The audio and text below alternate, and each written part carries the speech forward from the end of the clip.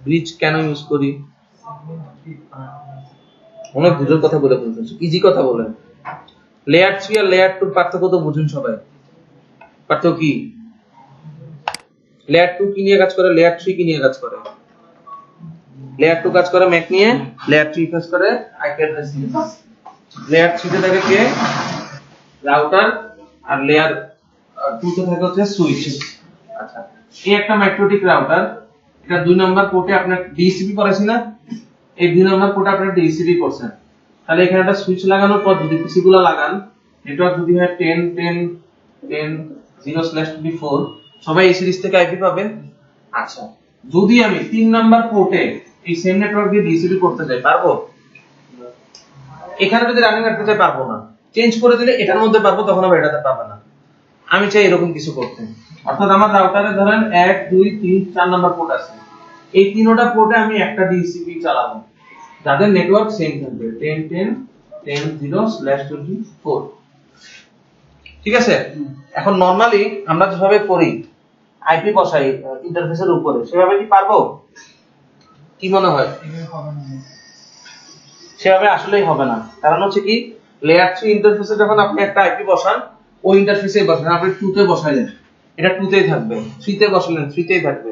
তাহলে আমাকে ফার্স্টে যেটা করতে হবে, এই তিনটা পোর্টের জন্য একটা গ্রুপ বানাতে হবে, যেটাকে ম্যাক্রোটিকে আপনি পাবেন হচ্ছে ব্রিজ নাম, ব্রিজ। তারপরে এই ব্রিজের উপরে আমি আইপি বসাবো, ডিসিপি করব। ওটা সবার কাছে ক্লিয়ার? এগুলো লেয়ার 3 তে আছে, প্রতিটা পোর্ট 2 3 4। যখন আমি এটাকে ব্রিজ করব, এই প্রত্যেকটা চলে যাবে কোথায়? লেয়ার 2 তে। তার মানে কি এগুলোতে আইপি কি আর বসাতে পারবো? পারবো না।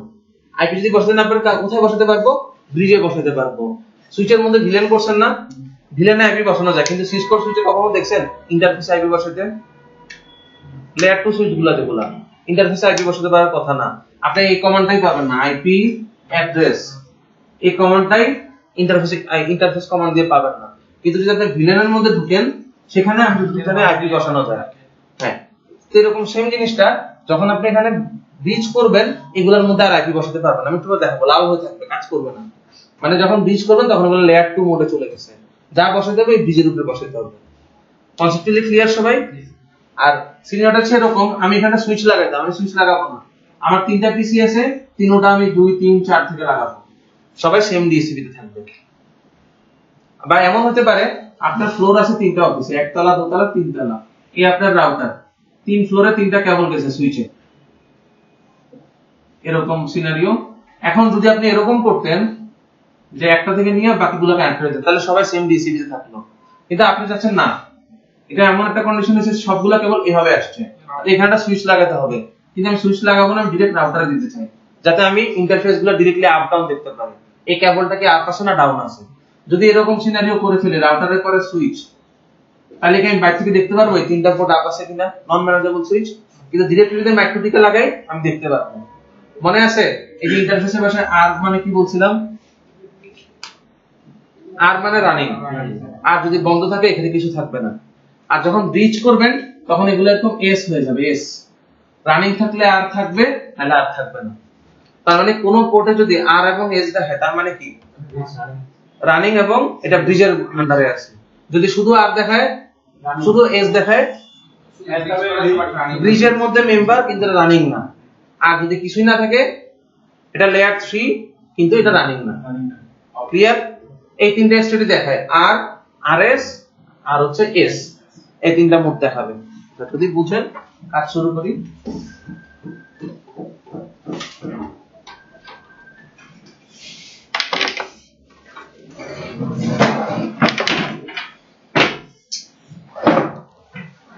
এই মুহূর্তে আমার এখানে ডিসিপি চলতেছে, কোথায় চলতেছে? এটা ডিসিপি 1 এ, যেটা আপনারা শিখছেন ওই যে ইথার 2 তে বানাইছেন। এখন সাপোজ ধরেন আমি এটাকে ব্রিজ করব 3টা পোর্টকে, তাহলে আপনি ফার্স্টে ব্রিজে আসেন, ব্রিজের মধ্যে প্লাস চিহ্ন দেন, ব্রিজের একটা নাম আছে 25 দিয়ে রাখো, আমি গামতেছি সামনে। ব্রিজের মধ্যে প্লাস চিহ্ন দিলেন, অ্যাপ্লাই, ওকে। আর কেউ যদি চান নামটা চেঞ্জ করতে পারেন, সাপোজ এরকম দিতে পারেন, ল্যান্ড ব্রিজ, এটা একটা নাম আর কিছু না। এরপরে ডান দিকে আসবেন, কোর্সে আসবেন, প্লাস চিহ্ন দিবেন, এবার পোর্টগুলো অ্যাড করেন, কাকে কাকে নেবেন। 4 নাম্বার পোর্টকে নিব, অ্যাপ্লাই, ওকে, আবার প্লাস চিহ্ন দেন। 3 নাম্বার পোর্টকে নিব, অ্যাপ্লাই, ওকে, আর একটা হচ্ছে 2 নাম্বারকে নিব। আর যেহেতু আমি 2 নাম্বারে কানেক্টেড, আমাকে এখন বের করে দিবে, কারণ হচ্ছে যেহেতু লেয়ারটা কনভার্ট হচ্ছে এই কারণে ডিসকানেক্ট হয়ে যাব। অ্যাপ্লাই, ওকে, অলরেডি আমি হয়তো বা ডিসকানেক্টেড। কানেক্ট রাখলে একটু পরে বের করে দেওয়ার কথা ছিল, রাখলে খুব ভালো কথা, নরমালি বের করে দেয়। আচ্ছা, তাহলে আমার 3টা ইন্টারফেস ব্রিজে চলে গেছে, ঠিক আছে। এখন ইন্টারফেসের স্টেটগুলো দেখেন, আরএস, এস, এস।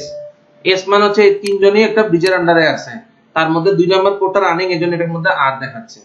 আর এইভাবে মাউস নিলেও দেখানোর কথা, দেখায় অনেক ক্ষেত্রে, দেখানোর সময় দেখায় না। এরকম যদি মাউসের পয়েন্টারটা রাখেন, আর এর মিনিংটা কি এটা সব অংশে দেখায়। আচ্ছা, তারপর আমরা কি চাইছি, ডিসিপি করতে। এখন দেখেন এটা যদিও আসে কিন্তু কাজ করবে না, একটু পরে লাল হয়ে যাবে।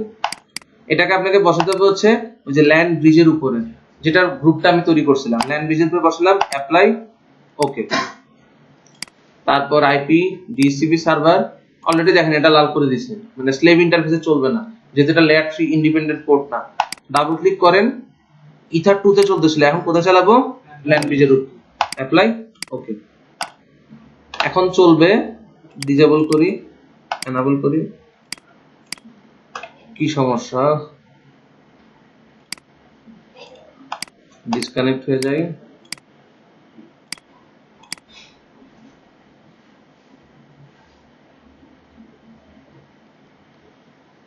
আইপি ডিএসসিপি সার্ভার এখন চলতেছে।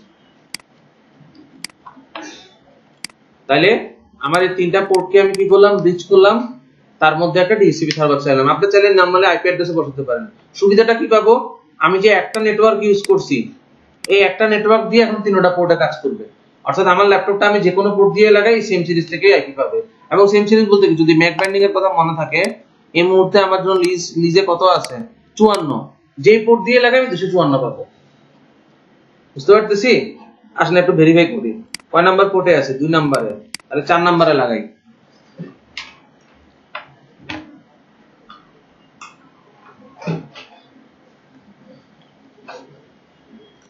ডিসকানেক্ট করে দিছে, রিফ্রেশ,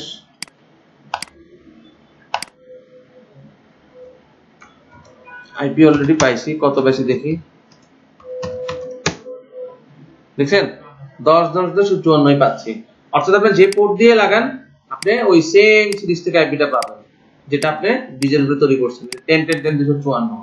এই ধরনের রিকোয়ারমেন্ট অনেক ক্ষেত্রে লাগে হচ্ছে, একটা সিনারিও দেখাইছি, আর একটা টালি সফটওয়্যার আছে কিছু, সেগুলো সেম নেটওয়ার্কে না হলে হয় না।